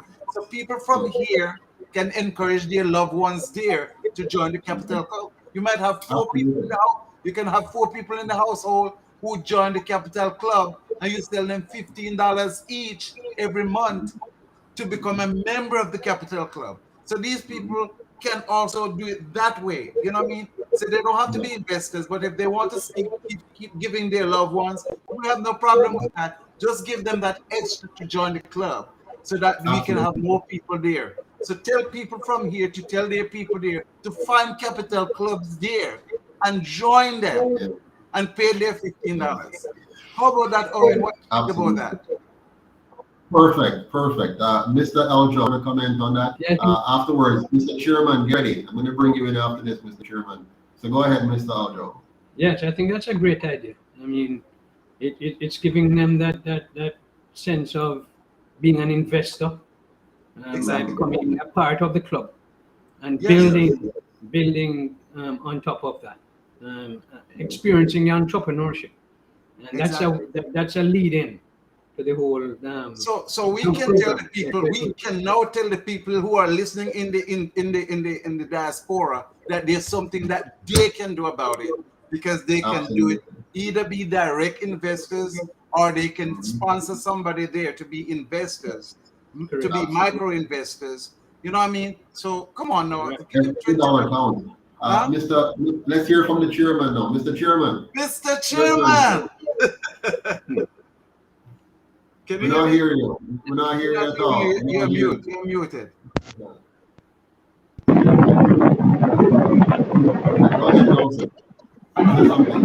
Loud and clear? Yes, a bit ruffled, but we can hear you. Go ahead, yes. Right. So I've been listening, Mr. President, and while I had some of the information before, I've listened to the brief and this, and I tell you, if Jamaicans embrace this the way it is meant to be embraced, the way it was conceived, we would have done what Marcus Garvey had failed to do, not because he didn't try or not because he didn't have a great idea, but because of the forces that were mobilized against him. Now, those same forces will be mobilized against the UIC in our push to build a grassroots economy, which is exactly what we want to do, what we're planning to do, what Marcus Garvey wanted to do. And as a Garvey-inspired movement, I am so proud of the fact that you have done the work by virtue of your application, your subsequent research, and now the program you have unveiled. And I am so proud to be a part of it and work along with the entire UIC to bring this to fruition. But candidates will be able to go into their communities and offer tangible and sustainable ideas and goals as to how to socially elevate themselves. And of course, along with the financial boost, the educational component is absolutely mind-blowing. I've always said it, UIC has always said that money management, knowledge of money and finance, of business processes, whether it be basic accounting, basic marketing, etc., is absolutely essential.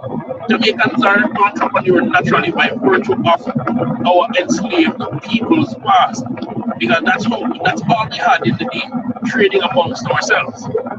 during the periods of slavery, and we had learned to be entrepreneurs from that. And we still continue to this day to be entrepreneurs. And that's why you see so much shops and bars knocking for Jamaica.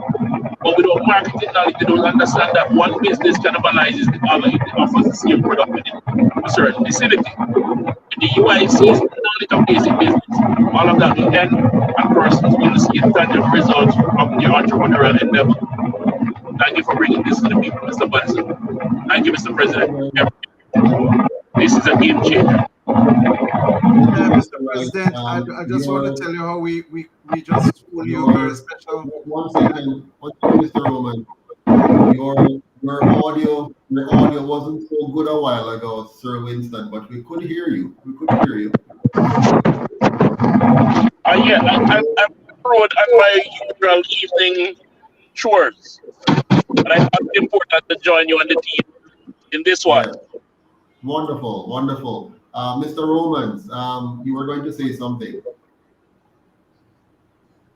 You know, Okay, I see we are joined by Mr. Ventis Brown. Oh, Mr. Brown. I see here in the comment section. So I have to, go ahead. so I have to acknowledge Mr. Brown. You know, Wonderful, I just say welcome to him and thank him for his effort and soon to be even more involvement in what the UIC is doing. Excellent. Welcome, Mr. Ventus Brown. Your audio is now perfect, Mr. Chairman. There's a question on the floor. I'm going to ask you to answer this question, Mr. Chairman, because I know you can answer it just as well as I can. The question says, will you keep a database of projects for members to contribute to? What is your answer to that, Mr. Chairman? Naturally, there will be a database of the various projects that UIC will choose to undertake. The various clubs will have different projects that they choose to undertake. And as a matter of fact, what the UIC will do is work with the various community capital clubs, ensure that the ideas that we come with, and I do say we, because we are a part of the entire solution, the ideas that we come with are refined and distilled to make sure that they are the strongest, the best, and well situated for success.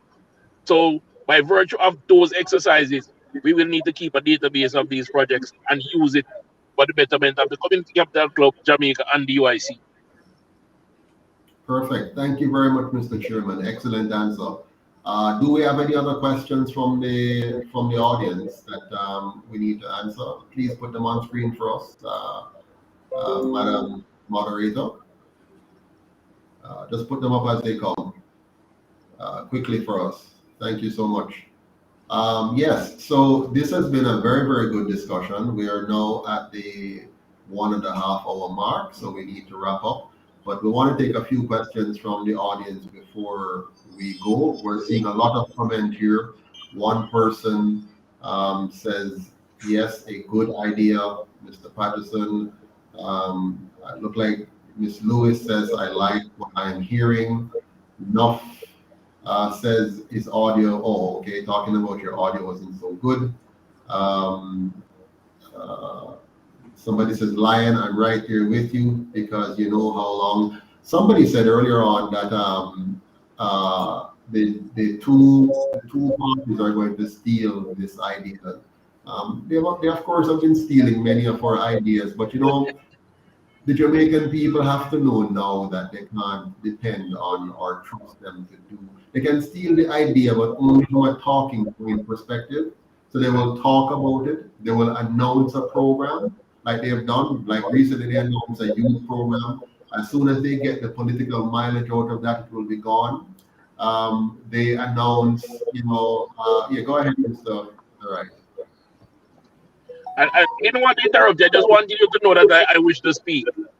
Go ahead. So, go ahead. Yeah, take it off. Listen, firstly, the UIC is not worried about them stealing our ideas. They have been doing that for a while now. We see where they borrow heavily from the things we have to say and have said. Also, if they do steal the idea, they will steal the context, but not the spirit of it, because they will undoubtedly skew it to their own selfish guise. But here is a key thing to note. This UIC plan Even if they steal it and it's implemented and it benefits the people, the UIC is happy. So the UIC is not about staying power for power's sake. It's about changing the people's lives. We want to do it, and if somebody else does it, we're just as happy. Okay? Yes. And Absolutely. just Now, to add to that a little bit, Mr. Patterson, Sure, go ahead. I heard the Prime Minister was up in New York. I'm giving a pitch about the diaspora. But when he expounded on it, he said, send your money.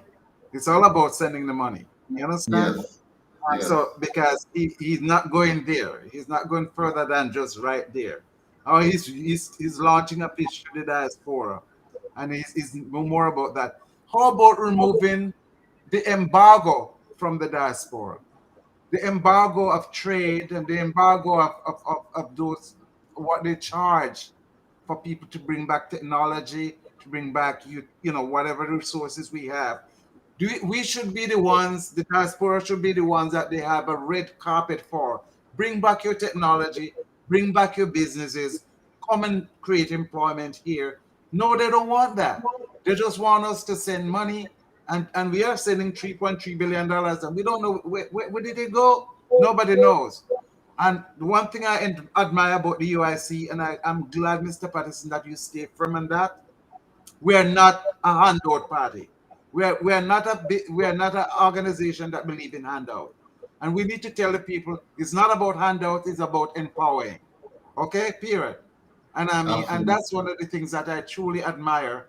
You know, and they're not going to do that because they believe in their continued handout for years and years and years. You know what I mean, to get votes. You know what I mean? Yeah. The other thing too that we have over them, Winston, is that we are welcoming everybody. We are everybody. we unite the entire Jamaican. In the other parties, they have certain parts of the communities that they nurture because those people are their people. The other people suffer. I was watching a thing the other day on YouTube where the people in where St. Elizabeth, I think between Trelawney and St. Elizabeth, there's a bridge there for years. Deplete, and the people are crying for them to fix the bridge.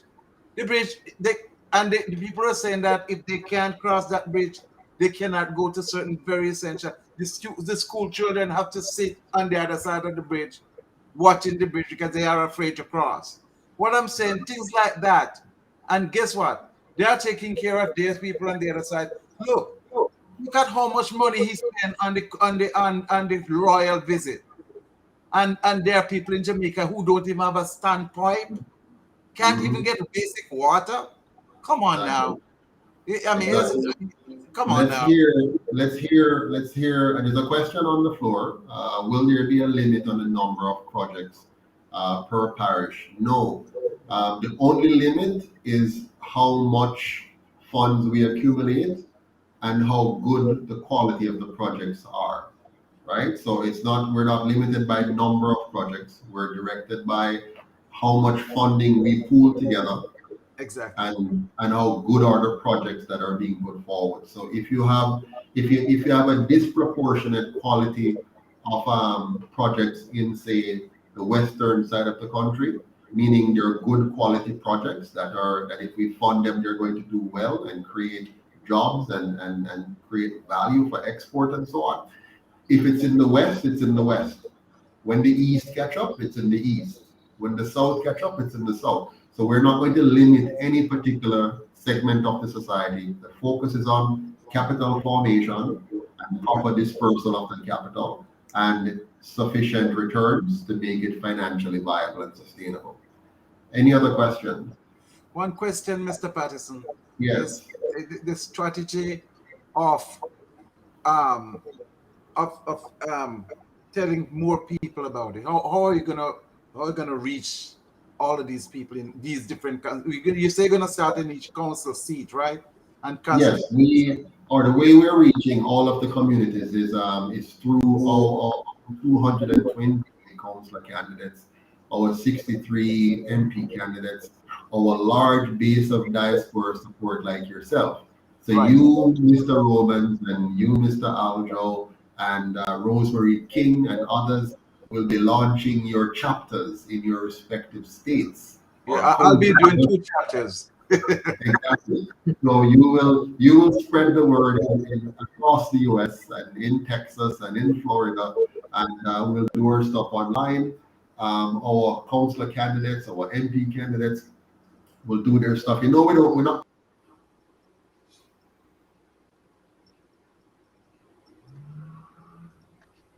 Is it still raining?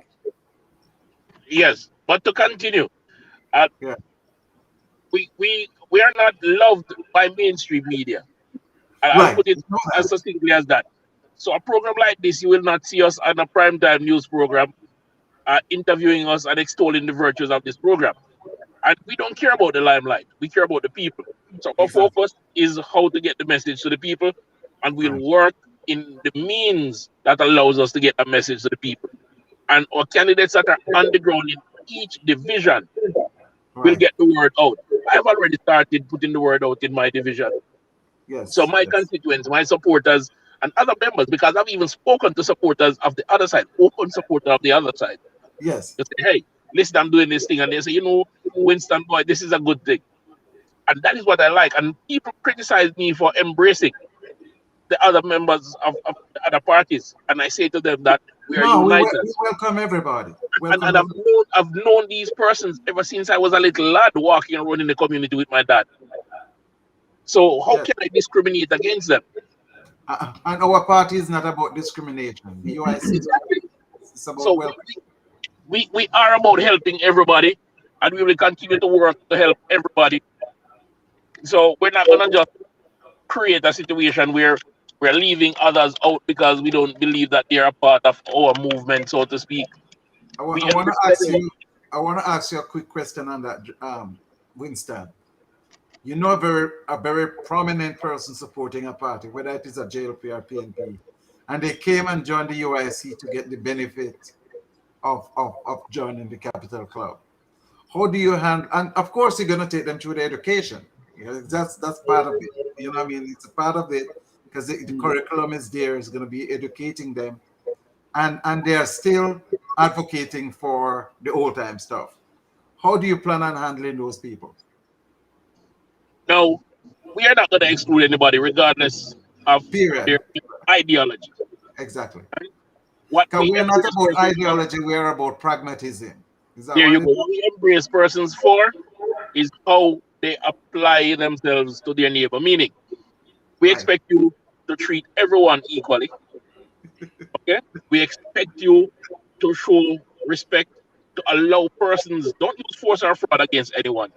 So Period. when you come to the club, if you're not coming to defraud the club, you are welcomed.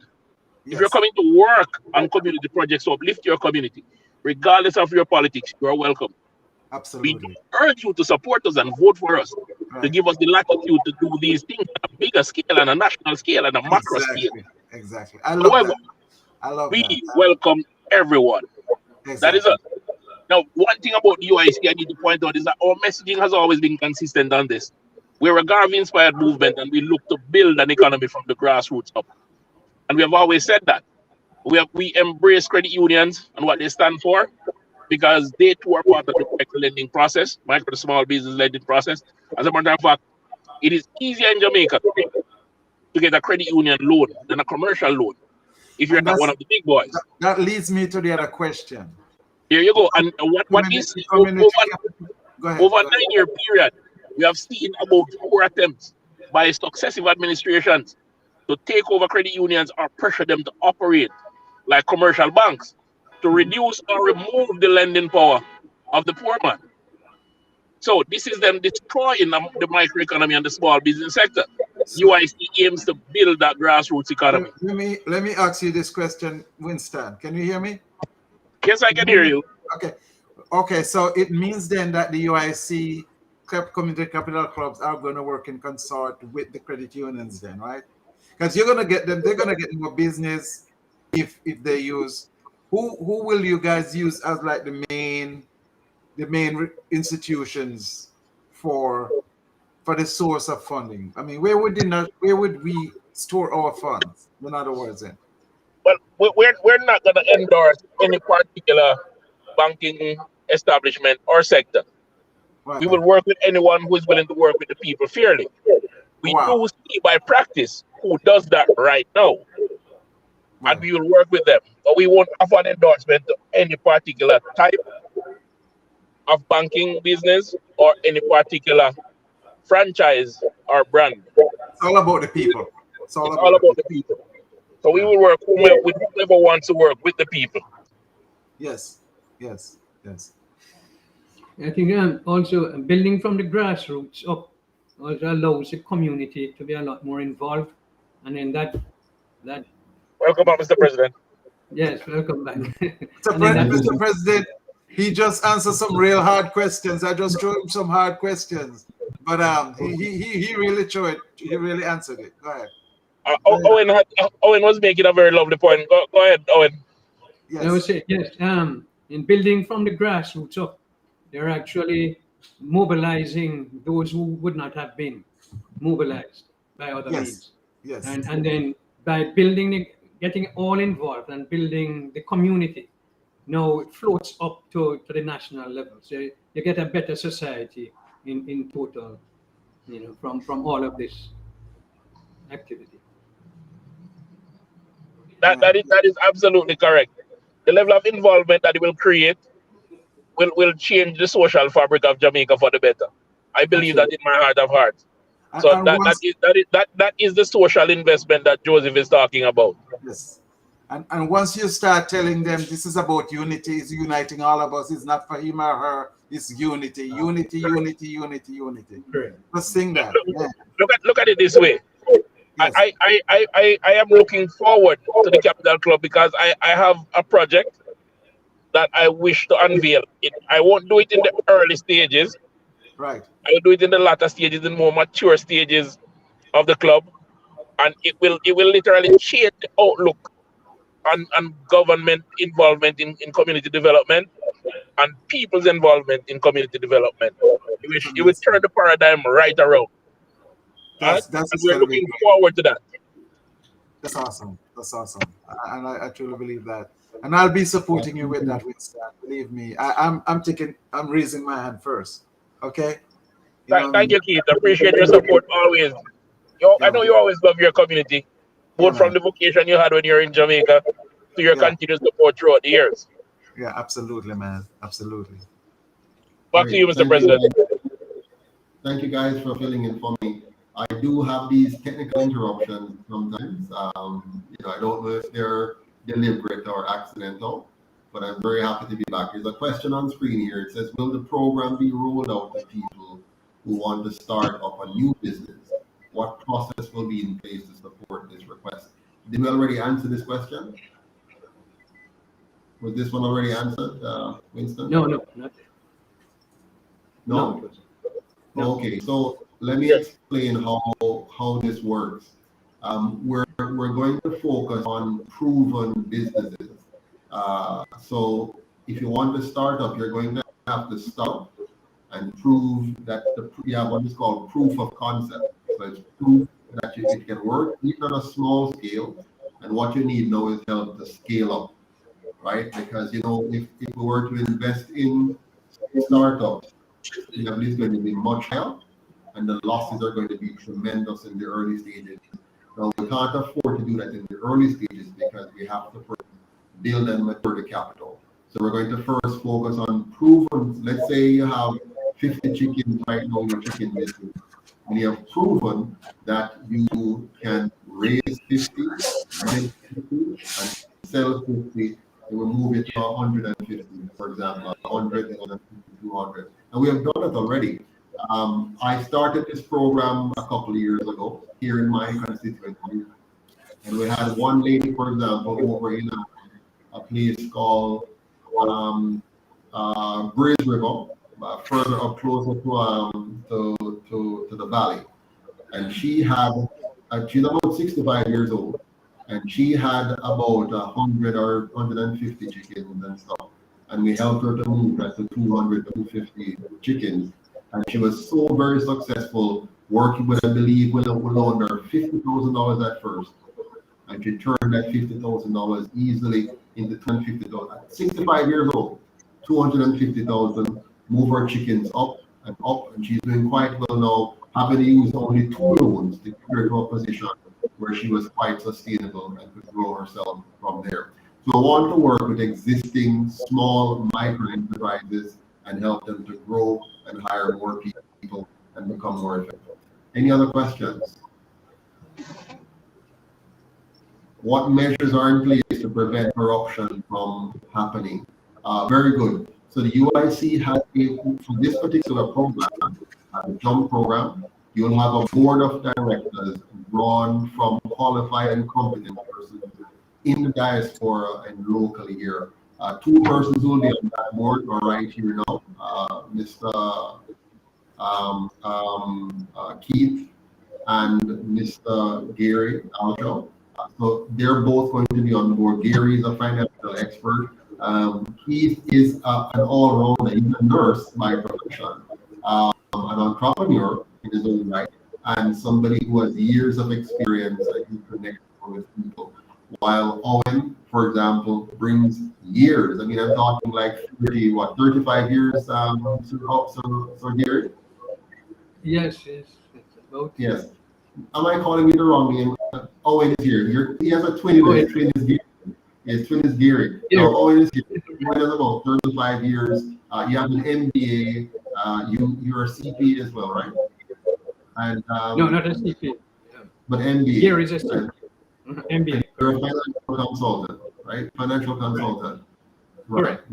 So we have some qualified and competent people who will be on the board to ensure things go right. Fortunately for me, I am also a financial expert myself, a CPA with many years experience. So we have a number of persons who will bring high quality to the board to ensure proper oversight. You have a management team, proper checks and balances to make sure that nothing goes wrong from a financial management perspective. Of course, you have to deal with a number of risks. You will have all kinds of risks. You have market risks, you have exchange rate risks, you have inherent risk in the kind of business that we're doing. So we'll have to manage a number of risk factors to ensure everything goes well. But I think we have the capacity to do that quite well. Next question. Mr. Patterson, just to throw this in, I was one of those small farmers, as he will tell you. I used to rear chickens and Cornish hens and sell them to hotels when I was there because I was in agriculture. I used to be an extension officer, so I know how to, you know what I mean? And not only that, but I have great vision for our healthcare movement in Jamaica. I think we can turn it around very easily. I have a lot of suggestions for that. Be working in that field now. Yeah. Thank you. Rosemary King, who is also one of those persons who will be on the board. She's in London. She's a member of the board for Prosperity Partners, an investment firm in the UK, Europe, spanning Europe and Africa. And she's here with us. She's asking the question here.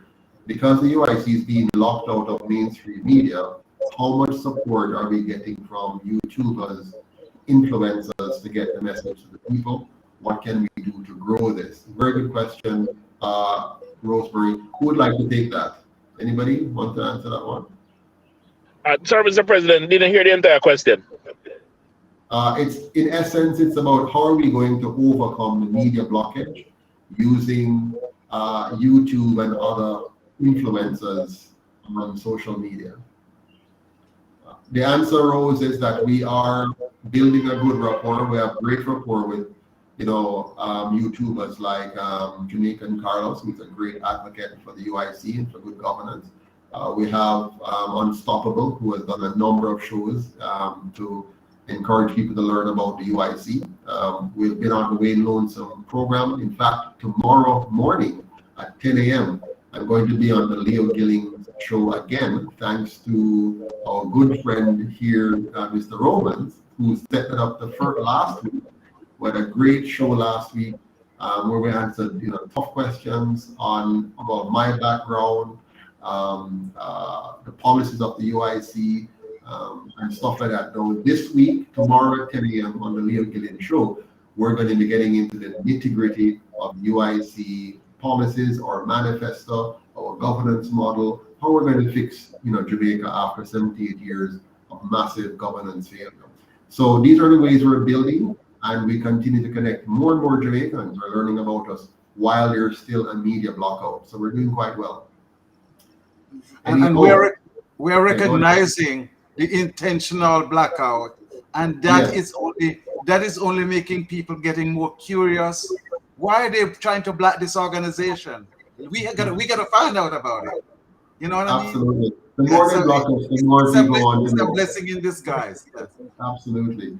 The next question is, what about increasing the value of the Jamaican dollar? Well, I always explain to people why the Jamaican dollar is the way it is. Your exchange rate, apart from any manipulation in the market, outside of manipulation, your exchange rate is directly related to the relationship between your imports and export, your productivity or your lack thereof. So the more we import versus export, the lower our dollar will be. The more our productivity level drops, the lower our dollar will be. So if we want to increase the value of the Jamaican dollar, we have to increase our productivity. That means each and every one of us needs to put out quality work, so better quality and more work per hour. So the output per hour needs to go up. So for example, if you are producing eggs, and you can manage your egg farm so that it produces more than the average egg farm, right? So let's say Jamaica's average right now, let's say the typical farm is producing, let's say, 50,000 eggs per month. If you can increase your productivity to say 60,000 eggs per month because of better lighting, better nutrition and care, better environmental control of your birds, then you would have increased your productivity. That brings up your value as an individual. The more we increase the value of each Jamaican, is the higher the value of the dollar. There's no artificial trick. Over the years, you've heard politicians play games with you, tell you, vote for us and we will improve the dollar. And they try to do gymnastics. The UIC understands economics more than most. It's very simple. If we bring up the small man, if we get the man at the bottom to become productive, the value of the dollar will go up. If we build the grassroots economy, the value of the dollar will go up. If we increase our output and reduce our imports, the value of the dollar will go up. And we don't have to artificially reduce imports. We just have to increase the quality and quantity of our own production to meet, for example, our food consumption needs. Right now, if we can not import things we can produce here, that will increase the value of our dollar. If we don't have to import many things like onions and sugar and whatever, the value of our dollar will go up. So the only reason why our dollar continues to decline, and since between 1993 and today, our dollar has gone down 85%. I just did the math the other day, went and checked. Our dollar has gone down by 85% between 1993, when I finished college, until today. The value has gone down 85%. Between that same period, inflation has gone up 305%. So the management of our economy over that period has been so dismal that our productivity level has been falling, our imports have been increasing, our productivity level has gone down. So we need to fix that. That's the only way to bring the dollar up, by improving our productivity and making sure that every Jamaican from the bottom up starts to add value in the economy. Yeah. Mr. Patterson, that is genius, sir. That is genius, and I really appreciate that. And just to add a little bit to that, people don't realize the level of inflation that Jamaica itself had undergone over those years. If it was not for the diaspora, people could not live in Jamaica, period. Yeah. It would have been impossible. The diaspora has saved Jamaica over and over and over and over. And I'm not just saying that because I am one that came back from the diaspora. We're talking hard, cold financial facts. Just imagine, with inflation going at 305% over that period, what would have happened if there was no US dollars coming into the economy because of the diaspora? What would have happened if Jamaicans abroad did not send $3 billion back here, what starvation, crime, lack of hygiene. I mean, you go to some places now, right now in Jamaica, there are many homes with poor bathroom facilities, horrible bathroom facilities right now. Many homes with lack of proper regular running water inside for them to wash their hands after they have done things that require you to wash your hands. A simple thing like that to flush away feces, things that you have communities right now in Jamaica, in our inner city, in the capital of Jamaica, where sewage is running through the street and through the backyard. You have, if you go down to Denham Town right now, where that soldier lift his foot and step into that pregnant young lady's stomach, you see garbage and filth. You see whole homes which are infested by rats and cockroach with the ground floor rotting out. This is the condition. You go into some yard, some narrow zinc fences that are rusty, cutting the children if they're playing with sewage running in between. This is Jamaica today, 2022, after 78 years of these two groups running our country. This is serious. If it wasn't for you, if it wasn't for the diaspora, many children would have starved and have gone to school without even a cup of tea and a piece of bread. And they are trying to tell the diaspora that you are elite and you're there, and you, this lie that they're trying to spread to separate us need to stop. Yes, which is why the UIC, we have a policy which I wish they would copy. I wish they would copy this policy tomorrow. The UIC is going to give every Jamaican overseas the right to vote in Jamaica's election, and to do so remotely. So using absentee ballots to vote from where you are, to be a part, you're already a part of the economy of Jamaica, because you see you're contributing 25 to 30% of our GDP. That's a massive piece of our GDP. So you have a right to participate in voting in the country's development. And they know, you know why they don't want you to vote? They don't want you to vote because you are going to think different from those they're manipulating on the ground right here. Right now, there are two sets of Jamaicans, those who vote and those who don't vote. The majority no longer votes. 63% no longer votes. So it's a small group carved up between the two parties, and they manipulate them on a string like puppets with little handouts here and there. They're in these oppressed community where they use $5,000 to buy their votes at election time, and some food and some rum and some excitement and so on. They can't do that with you. They know that if they allow the diaspora to vote, they have to answer tough questions, accountable questions, because a lot of Jamaicans can't be bought. They can't buy the diaspora with $5,000. No. They have to come better than that. They couldn't manage it. They couldn't get across. So they want to keep a small group here. They are very happy. The two parties are happy that less and less Jamaicans are voting because they have less and less Jamaicans to buy. You understand? So they just buy that group. But the UIC is going to give the entire diaspora the right to vote from where you are. And we're going to make it 100% easier for you to come home. So those who want to come home will get the red carpet treatment, 100% duty-free, to bring back your business, your assets, your house, whatever you have in your house, whatever you want to bring, you bring it all back here to Jamaica, free of charge, no taxation whatsoever, because you're bringing back value to this country. You're bringing your brain, your experience, all of that knowledge. We want you to bring it here. And so the UIC's policy is about building Jamaica, not manipulating Jamaica, which is what they're doing. They're manipulating Jamaica to extract the wealth of the citizens by playing political games with their lives.